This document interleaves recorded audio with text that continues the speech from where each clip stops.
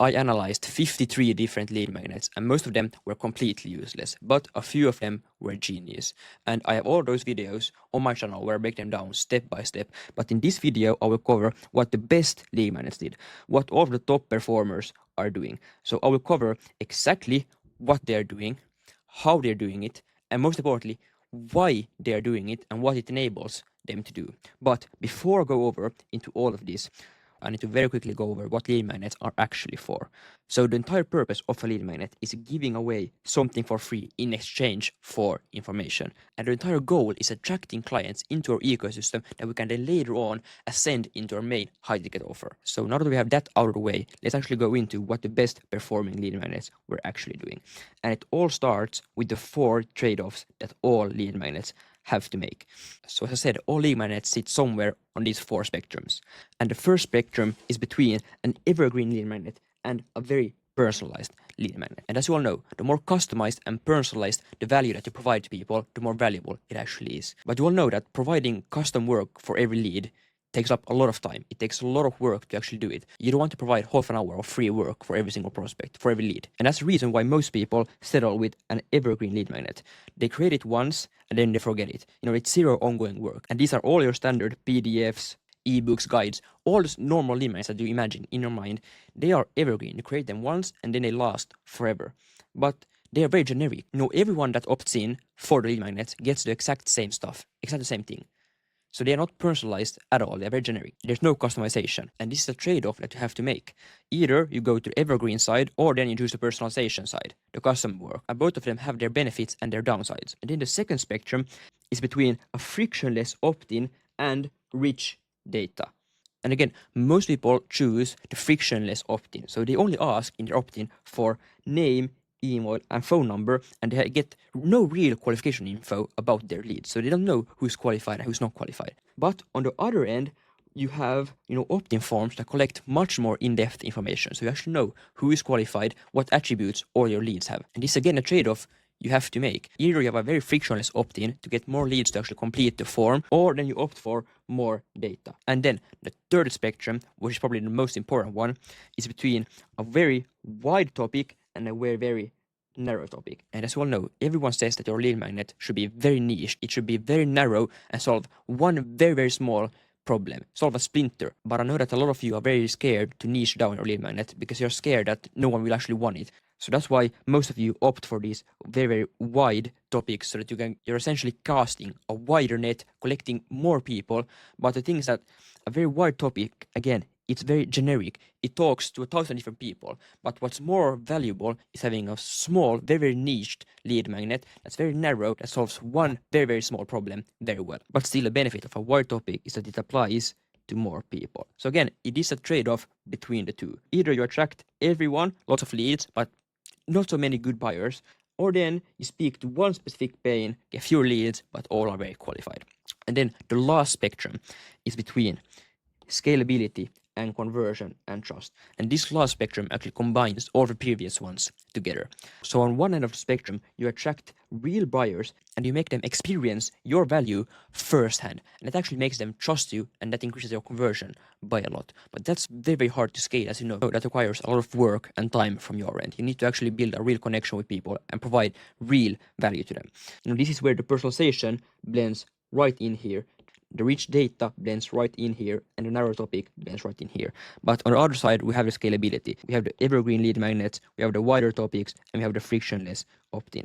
And previously, you always had to choose one of these sides. And most people choose this left-hand side, the red side, with the evergreen lead magnet, with easy scalability, wide topics, and frictionless opt-in. Then again, those lead magnets are way less valuable for the prospect because they are very generic. No one gives a fuck. But then on the other side, you have the very valuable lead magnets that are personalized, customized. You get rich data, so you also benefit from them, but they require much more work. They are very hard to scale. As I said previously, you have to choose one or the other. But what I found with the best performing lead magnets is that they get the best of both worlds. They have, an evergreen lead magnet while having personalization. They have a frictionless opt-in while getting rich data. They have a wide topic and a narrow topic at the same time. That sounds crazy, but they actually did it. And they also have scalability while having a high conversion and building trust. So the question then becomes, how do you get this personalization, rich data, wide reach, and conversion while staying evergreen. And this is what I found when I analyzed all its 53 different lead magnets. So this then brings us to the data problem that I briefly touched upon. Most people collect zero useful data because they optimize for low friction. While, spoiler alert, the best lead magnets were actually quiz lead magnets. The quiz justifies collecting detailed qualification data because the prospect sees it as part of the value exchange. And that's the exact reason why you can have as high completion rates on your quiz opt-in forms with 10 plus questions as you have on standard lead magnet opt-in forms with around 2 or 3 questions. Normal lead magnets, they only collect name, email, and phone number, and that's it. That's zero qualification. Your closer knows absolutely nothing about the leads, and your pixel trains on every single lead. I'll come back to this in a few seconds. But with a quiz lead magnet, you can actually collect all the information you need. You just disguise it as the quiz form. So if you're smart about this, you put all your qualification questions in the quiz survey. So if you care about the revenue level, you can ask that, or anything else that you care about. But you just need to disguise it as part of the quiz. And people have no problem answering the question because they believe that it's part of the quiz, which it obviously is. But you could never answer these questions in normal lead magnet. People would just tell you to fuck off. And one of the most powerful parts of this is that with standard lead magnets, your pixel fires on every single lead because you don't know who is qualified and who is not. But with a quiz funnel, you know exactly which leads are qualified. So now you can actually train your ad algorithm on only the prospects that you want to work with. Instead of training the ad algorithm to find more unqualified leads. I mean, that's just stupid, but you don't know that you're doing it because you're just running your standard lead magnets. And just to prove that I'm not making all these things up, here are 4 different quiz lead magnets from top performers in our industry. So, as we know, Hormozy has his free scaling roadmap, as you see right here. And this is a quiz, it's a quiz lead magnet.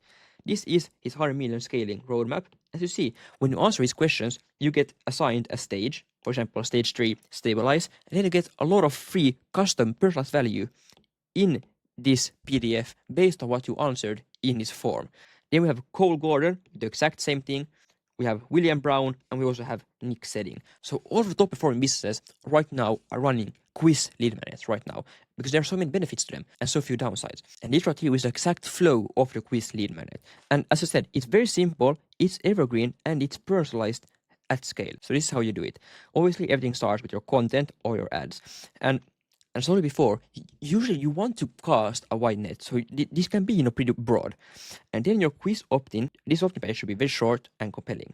But then you have your quiz form. And here you can have, 10 to 15 questions, but you can also have like 5 questions or like 2 or 3. Hormozy, I believe, has like 5, and Nick Seding has like 2 questions. So you can ball around with how many questions you have. Again, this comes back down to this spectrum right here.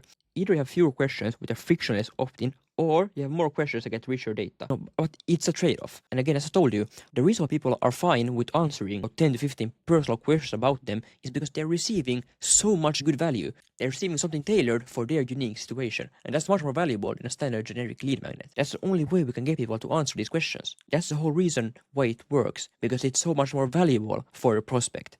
And many people did this before. They provided customized work for free, but that took a lot of time. But now, with AI and automation, you can create the same personalization, the same customization, but at scale. And that's the power of the quiz lead magnet. And then after the questions, people will get their personalized results, and that is unique to their answers to the quiz form. But now after this quiz form, if you did things right, if you had your qualification questions disguised in your quiz, then you will know exactly which leads are qualified and which are unqualified. So you want to send all your qualified leads to one page. And this is a VSL page where your pixel will fire and where you have a CTA for them to book a call. But all unqualified leads, well, you don't want to let them book a call. So you want to send them to a completely different page where you don't have your pixel, where the pixel doesn't fire, and you have no CTA there. They just receive their free value. And again, the beautiful thing with the quiz is that your quiz topic can be very wide. You can cast a very wide net to attract your entire niche into it. Right here at the top, it can be very wide, so to get a lot of leads.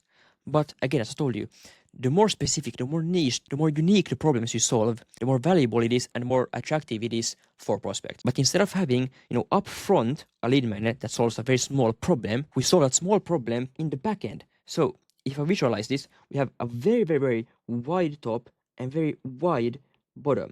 And most people choose one or the other. Most people have a very, very wide lead magnet or a very narrow lead magnet. But with the quiz, you can have both. You get the both of both worlds. Without the downside of losing a lot of leads with the narrow lead magnet, and without the downside of, not actually helping anyone with the wide lead magnet. Because If you have a very wide lead magnet, a standard one, then you're actually helping no one. If you try to help everyone, you help no one. And the reason why this is possible with the lead magnet is again because we ask them these questions and therefore we can help their unique small problem. But we don't market that small problem up front because everyone has a different small problem, if you get what I mean. So with the quiz, you get based of both worlds in every aspect. And what Hormozy has said, he gets the most amount of qualified leads from his quiz funnel. And as you all know, Hormozy also has his books.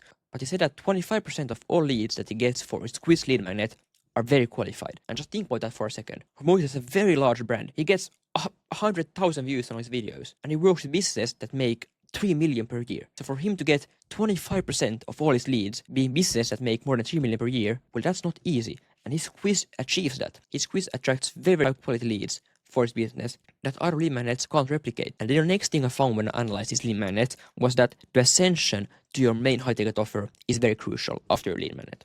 Your lead magnet should make the next step the obvious choice. And most lead magnets are just like this. You download a PDF, people skim it, and then it's a dead end. The lead goes cold, there's no next step, and no nurture, no ascension. But what you actually need to do, you need to engineer your lead magnet in the correct way. So you need to provide personalized results that then get people to think, I need help with this. You need to answer one question so well that a bigger question emerges and your main high ticket offer solves that bigger problem. And then the next thing that's also very important. Tools are so much more valuable than just pure information. Because people can Google any information they want on the internet, or they can ask ChatGPT, they can watch YouTube videos, but if you provide them with a tool that they can actually use themselves, well, that's much more valuable. What would you choose instead of a generic PDF lead magnet with only information, or a custom AI that you can use to get personal stuff and to actually be able to implement the stuff and see results? With pure information, you have to think yourself, how do I do it, and actually do things yourself. But with a tool, you can do personalized stuff because the tool does think for you. So that's much more valuable. An example of tools, it could be a prompt that you give people that they can put into AI. You can give people a already pre-made custom AI. You can give them a calculator or other tools. But tools are always much more valuable than information because then they get something concrete. They get actual transformation with the tool. So just to quickly summarize what all the best lead magnets did. They all had personalization at scale. They all had unique outputs for every person, but built once.